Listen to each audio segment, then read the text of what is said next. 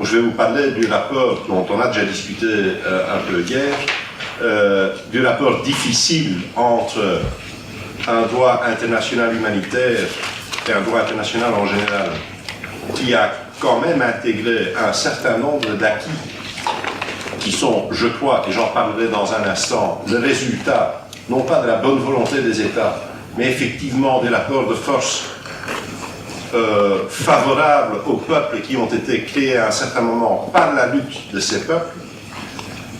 Donc, d'une part, un droit international humanitaire et un droit international non appliqué dans beaucoup de cas, mais avec un certain nombre de principes qui y sont intégrés, qui sont favorables à la lutte des peuples et qui sont en même temps le résultat de ces luttes. Et de l'autre côté, les législations qui maintenant deviennent une sorte de droit international alternatif, quasiment les législations antiterroristes, qui ont même vocation de remplacer le droit international humanitaire et le droit international sur certaines questions. Pour moi, dans cette, je dirais, ce mouvement où les législations antiterroristes, les mesures antiterroristes sont de plus en plus mises en avant comme une sorte d'alternative pour le droit international humanitaire, j'y vois une véritable offensive de la part des États puissants.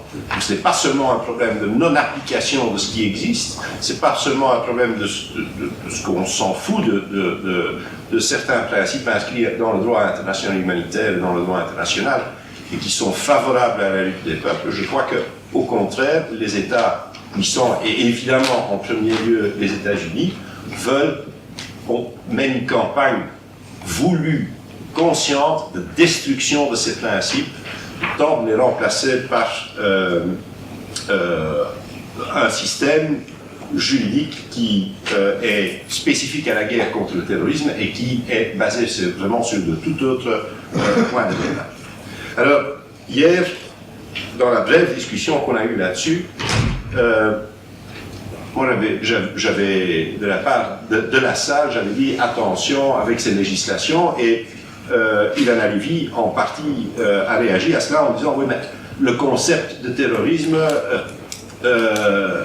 il permet d'englober un peu tout et son contraire, mais le débat sur le terrorisme a une grande influence dans le public, est une réalité qu'on ne peut contrôler. Et il a raison. Il a raison, évidemment, de dire que c'est un débat politique qu'on ne peut pas éviter. Et Niels Anderson a dit attention, parce que actuellement, le concept de terrorisme est utilisé pour désigner des actes commis par des mouvements de libération qui en réalité sont des actes de guerre, et donc lui aussi a appelé à une délimitation plus claire de ce qui peut être considéré comme acte de terrorisme et qui ne tombe pas sous cette catégorie mais qui est un acte de guerre. Et sur le plan politique, je suis évidemment aussi d'accord avec cette position. Ce débat sur le terrorisme nous est imposé et nous ne pouvons pas faire semblant qu'il n'existe pas. Et chacun de nous, je pense, est obligé de se positionner dans ce débat, dans lequel, en tant que progressiste, on ne peut que combattre d'une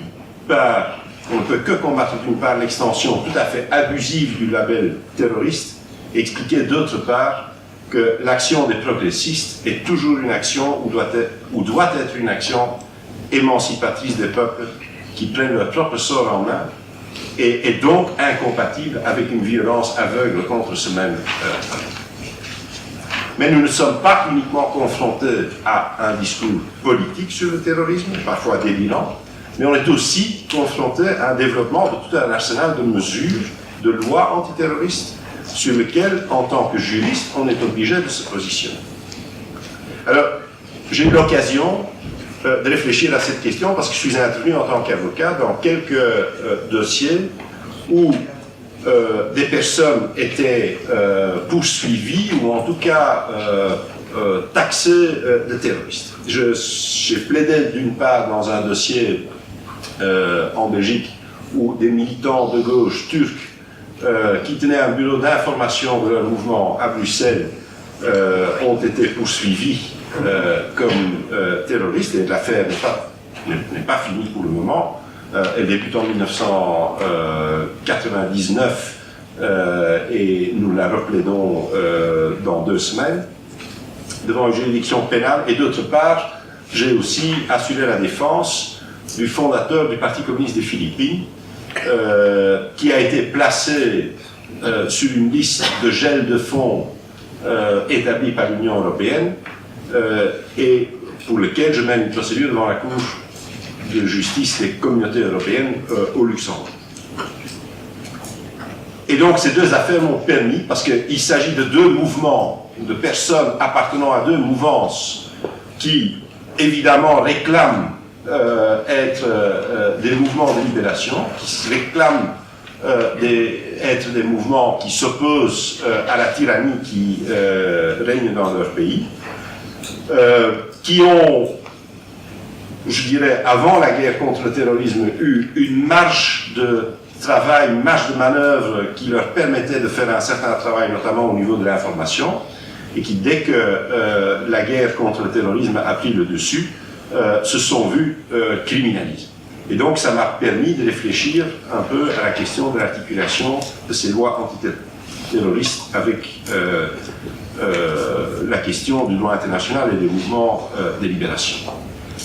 On dit souvent que l'administration Bush s'en fout du droit international, ou encore le bafoue, mais bon, s'y désintéresse.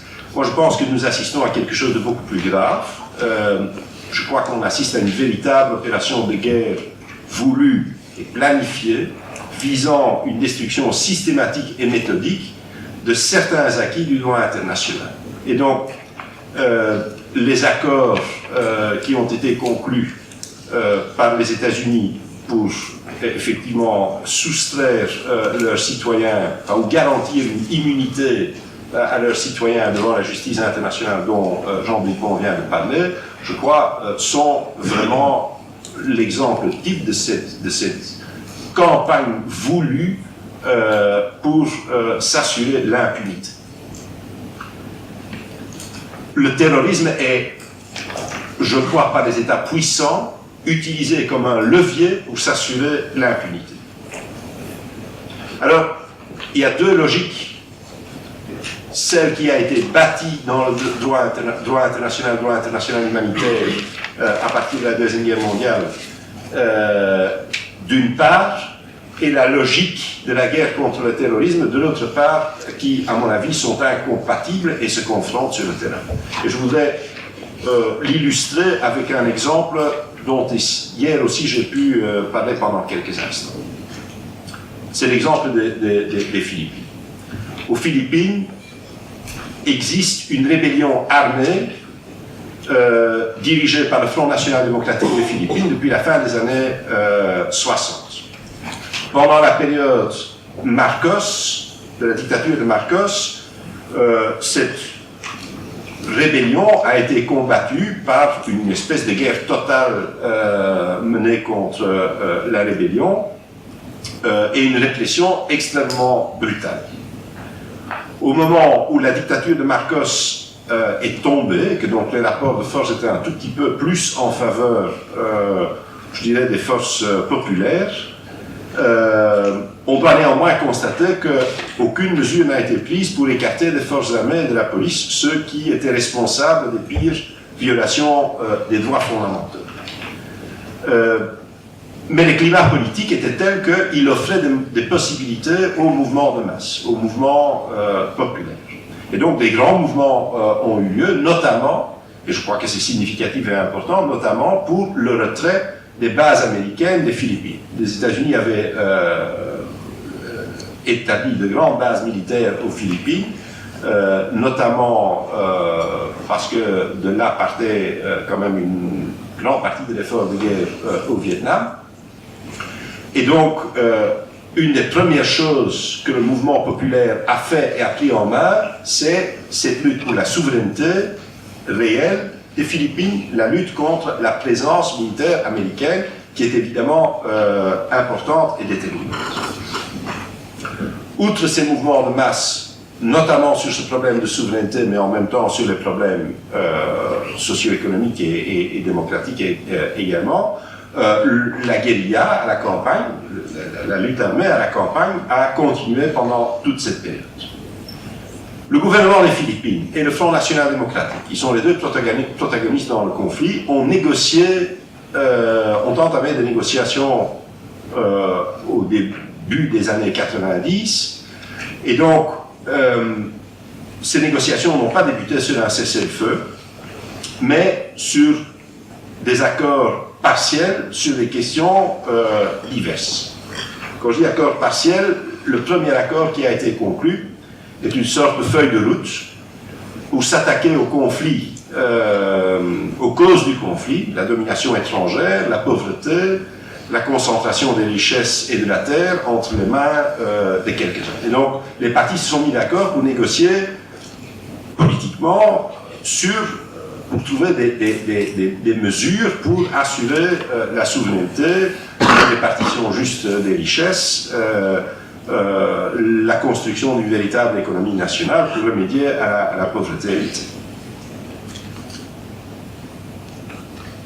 En réalité, ils ont convenu qu'ils allaient essayer de trouver un chemin ensemble pour la mise en œuvre de ce qui est écrit dans la Déclaration universelle des droits de l'homme, dans les pactes et dans la Charte de l'homme. C'est dans ce contexte-là aussi que le Front National Démocratique a fait une déclaration d'adhésion aux conventions de Genève et a déposé au Conseil fédéral suisse la lettre dont j'ai parlé hier, disant formellement que les troupes de la rébellion, donc les forces militaires de la rébellion, respecteraient le droit international humanitaire dans la conduite de la guerre. Il s'avère, et je l'ai appris hier, que le Conseil fédéral suisse a apparemment refusé cette déclaration. On n'a pas estimé devoir la prendre en considération. Mais ça ne veut pas dire que tout cela n'a pas eu de conséquences sur le terrain. Il y a par exemple eu, dans le cadre de ces négociations de paix, des accords qui ont été conclus sur des échanges de prisonniers de guerre. Donc, il y a aussi, et c'est assez remarquable parce que je crois que c'est assez unique dans un conflit armé, il y a un accord qui a été conclu, et les Philippins aiment bien les abréviations pour tout, hein, et donc cet accord, il appelle l'accord CARIL, ce qui veut dire le Comprehensive Agreement on Respect for Human Rights and International Law, donc l'accord global sur le respect des droits de l'homme et du droit international. Ce qui indique clairement que les deux parties-là reconnaissent une certaine autorité au droit international, aussi bien le gouvernement que la rébellion. Ils ont mis sur pied, je crois que c'est aussi unique dans un conflit armé, alors que le conflit continue et que les combats sur le terrain continuent, ils ont mis sur pied un secrétariat conjoint qui est établi à Manille, un bureau où les citoyens qui s'estiment victimes d'une violation des droits de l'homme ou du droit international peuvent aller déposer une plainte et les parties se sont mis d'accord pour mener des enquêtes sur ces violations. Alors, c'est vrai évidemment que le gouvernement philippin, d'abord, le nombre de plaintes déposées contre le gouvernement philippin est assez impressionnant, celui contre la rébellion est extrêmement réduit.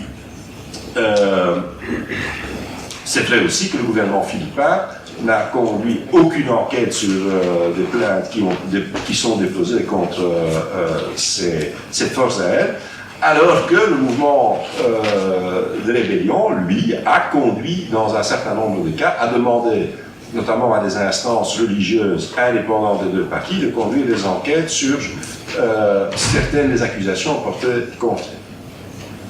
Ça va bien plus loin parce que l'accord prévoit que les deux parties doivent elles-mêmes traduire en justice ceux qui, dans leur propre camp, auraient violé le droit international humanitaire.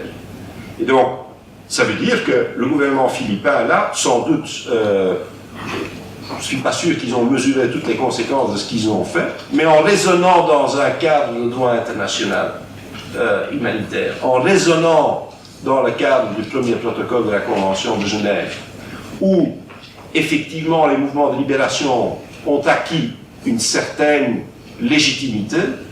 En raisonnant dans ce cadre-là, on est arrivé à dire que ce mouvement de rébellion, qu'on ne reconnaît évidemment pas sur le plan intérieur, qu'on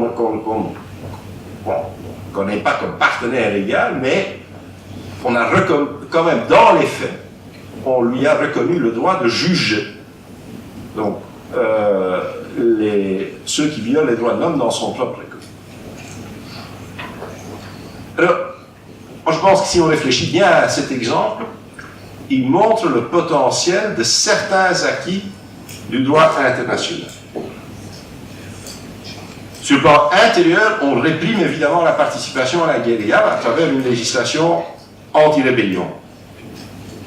Mais il y a en même temps une grande marche qui est créée en appliquant ces principes de droit international pour une certaine reconnaissance de l'adversaire et aussi une marche pour une activité légale ou semi-légale pour des mouvements de masse qui, je dirais, se situent dans le même sillon, dans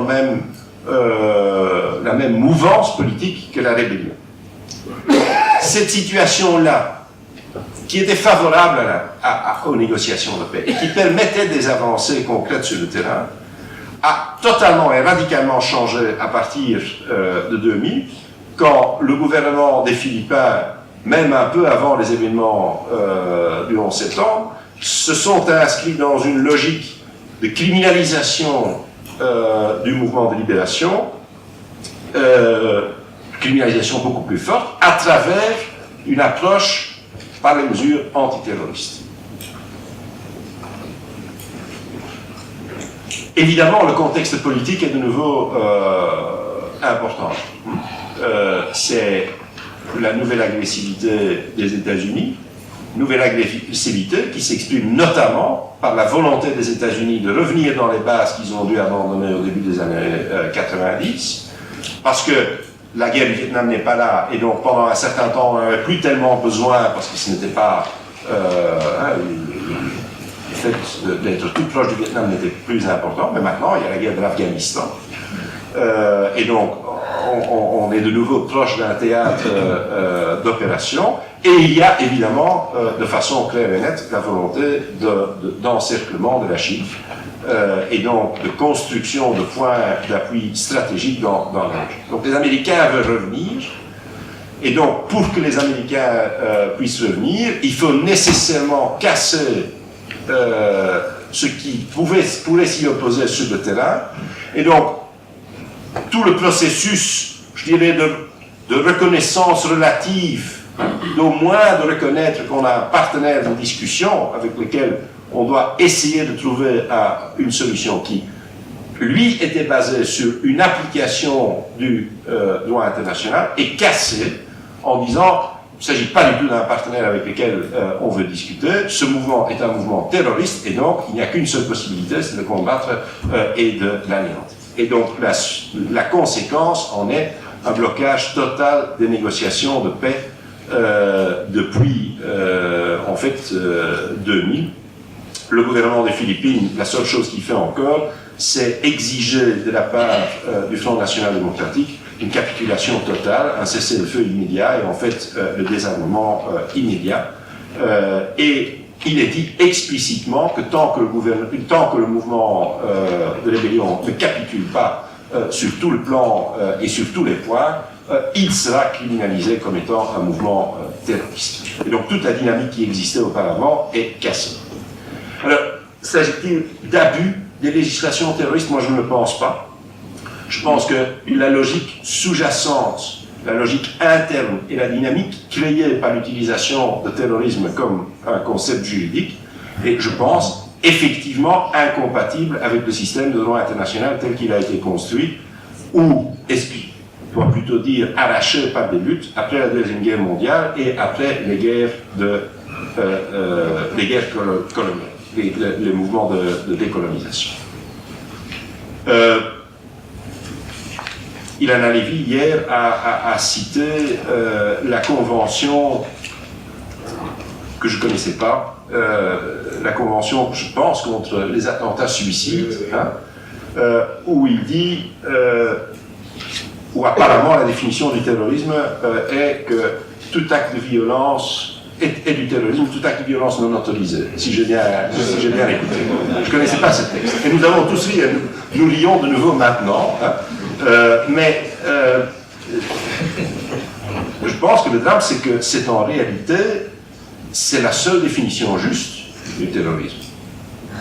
C'est la seule définition nette, juridiquement nette. Si on veut faire du terrorisme un concept juridique, c'est effectivement la seule chose qui répond à une délimitation claire et nette du terrorisme. Car quelle est la logique des législations antiterroristes? La logique des législations antiterroristes est de dire l'action de l'État est par définition légitime et l'action qui s'oppose à cet État est par définition illégitime. Et donc, la traduction de cette idée qui est à la base de toutes les législations antiterroristes et qui est incompatible avec... Ce n'est pas une question il faut essayer de... C'est incompatible avec le premier protocole. C'est incompatible avec la façon, avec la déclaration universelle. C'est diamétralement opposé. Donc, cette idée de ce que l'État fait est légitime, ce qui s'oppose à l'État est illégitime et criminel, est très bien traduite par la phrase « est un acte de terrorisme, toute violence qui n'est pas autorisée ». Et donc, je dirais, cette phrase qui nous semble un peu bizarre, dont on se dit « ouais, mais enfin », exprime en réalité, à mon avis, d'une façon très claire et très nette l'essence même de toutes ces législations antiterroristes. Elle est en contradiction avec les acquis du droit international, ou certains acquis dans les textes. Certes, nous savons que les textes, l'application de ces textes, l'application des principes contenus dans ces textes est une question de rapport de force de tous les jours et de lutte de tous les jours. Néanmoins, même si les textes restent lettres mortes, même si les textes sont très difficiles à appliquer, même si les textes, à cause du rapport de force, restent souvent totalement inappliqués, nous constatons que même ça, c'est trop pour les États puissants. Et donc, même ces quelques phrases générales, ou ces quelques principes généraux qui sont dans la Déclaration universelle, dans les conventions de Genève, dans le premier protocole, ils veulent s'en débarrasser en remplaçant cette logique-là par autre chose qui est la logique de la guerre contre le terrorisme. Je crois que ce n'est pas par hasard que dans la Déclaration universelle a été inscrit ceci. Considérant que la méconnaissance et le mépris des droits de l'homme ont conduit à des actes de barbarie qui révoltent la conscience de l'humanité, et que l'avènement d'un monde où les êtres humains seront libres de parler et de croire, libérés de la terreur et de la misère, a été proclamé comme la plus haute aspiration de l'homme. Et ensuite, considérant qu'il est essentiel, ça a été déjà cité hier, que les droits de l'homme soient protégés par un régime de droit, pour que l'homme ne soit pas contraint, en suprême recours, à la révolte contre la tyrannie et l'oppression. Pourquoi ça a été inscrit dans la Déclaration universelle? Parce qu'on ne pouvait pas autrement. C'est le reflet du fait que les peuples se sont battus contre le fascisme.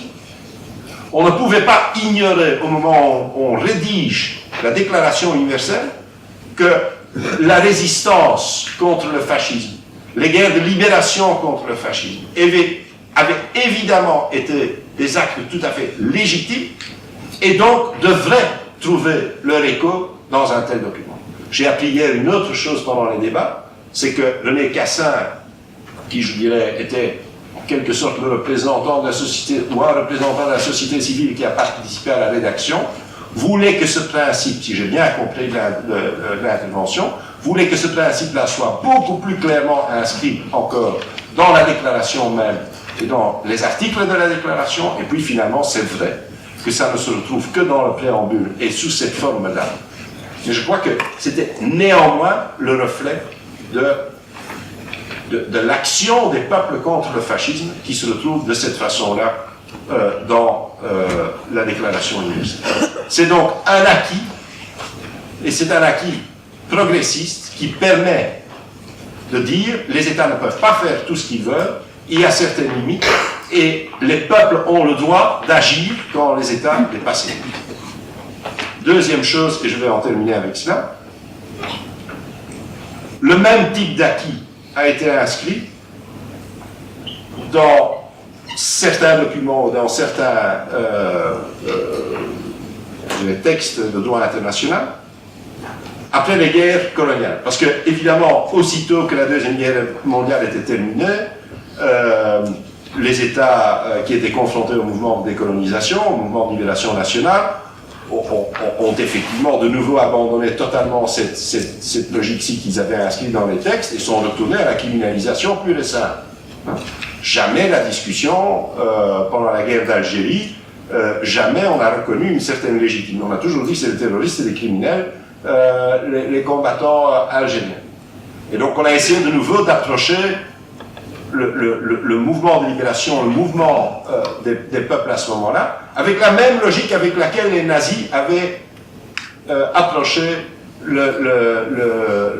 la résistance. C'est-à-dire, c'est les criminels, point final. C'est les terroristes.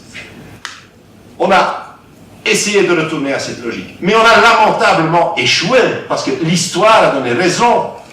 L'histoire a donné raison aux peuples qui se battaient pour la décolonisation. Et donc l'histoire a donné aussi raison à ces principes inscrits dans la Déclaration universelle. On doit avoir le droit de se rebeller contre la tyrannie et contre l'oppression.